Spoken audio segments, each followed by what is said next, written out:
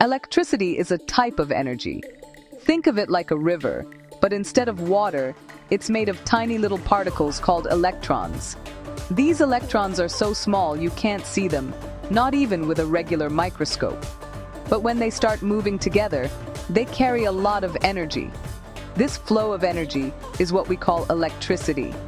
It's what powers our lights, our computers, and all the cool gadgets we use every day.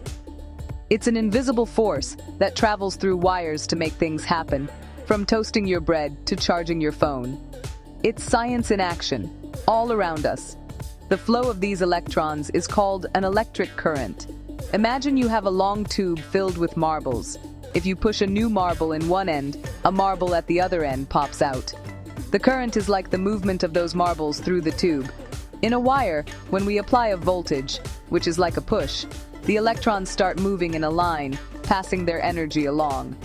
The more electrons that flow past a certain point each second, the stronger the current is. It's this steady or changing flow that defines the type of electricity we are using. So electricity isn't magic, it's physics. It's the controlled movement of super tiny particles. To get these particles moving, we need a source, like a battery or a power plant. The source creates a pressure or voltage that pushes the electrons along a path, which we call a circuit. This circuit must be a complete loop from the source, through the device we want to power, like a light bulb, and back to the source. If the path is broken, the electrons stop flowing, and the light goes out. It's a simple, elegant system that powers our modern world. Understanding this basic idea of flowing electrons is the first step to understanding the big power showdown between AC and DC. Both are just different ways of making these electrons move. One method makes them flow in a steady, straight line, while the other makes them jiggle back and forth very quickly. Both methods have their own special jobs and advantages, and together they form the backbone of our electrical grid and all the devices we rely on. Let's dive in and see how they are different. Consider the science. AC stands for alternating current. The name gives you a big clue about what it does. In an AC circuit, the electrons don't just flow in one direction. Instead, they move forward a little bit, then backward a little bit, alternating their direction over and over again. They wiggle back and forth in the wire very, very fast. In the United States, this happens 60 times every second. It's like a person on a swing, constantly moving from one side to the other, never really going far from the center, but always in motion. This back and forth motion is incredibly useful for sending power over long distances. Power plants, which might be hundreds of miles away from your home, generate AC electricity. Why? Because we can easily change the voltage of AC with a device called a transformer. We can step up the voltage to be super high, which allows the electricity to travel through long power lines with very little energy loss. It's much more efficient for long-distance travel. Think of it like using a super-fast highway to get from the power plant to your neighborhood. Once the high-voltage AC electricity reaches your town, another transformer steps down the voltage to a much safer level before it enters your house. This is the electricity that comes out of the wall outlets. It's perfect for powering big appliances that need a lot of energy, like your refrigerator, your washing machine, or your television. These devices are designed to run on the wavy, alternating flow of AC power. The current constantly changes, but it delivers a steady stream of energy to make them work. So, when you plug something into the wall, you are tapping into a massive grid of alternating current. This current has traveled a long way, its voltage changed up and down, all to deliver power to your home safely and efficiently. The genius of AC is its flexibility.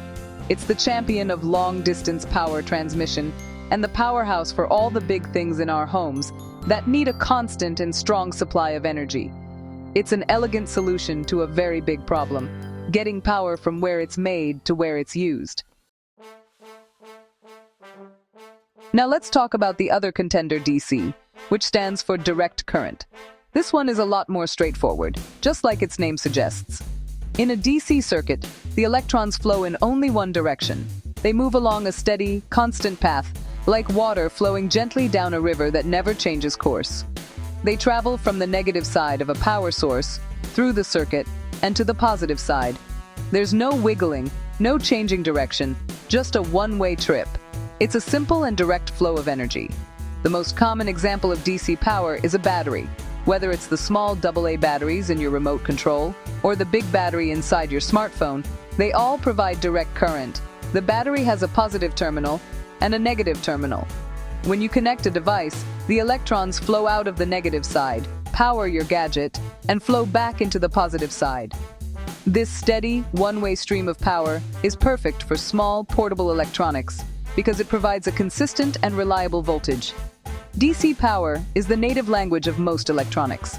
Things like your laptop, your video game console, and your phone all run on DC internally. This might seem confusing since you plug them into an AC wall outlet.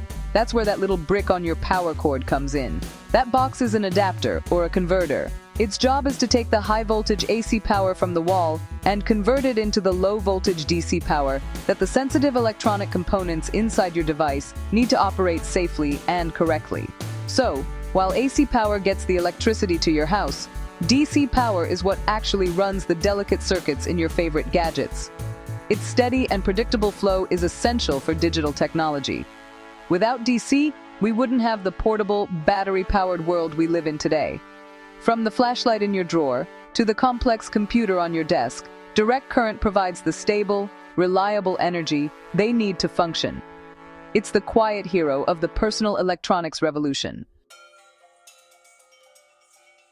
So, which one is better, AC or DC?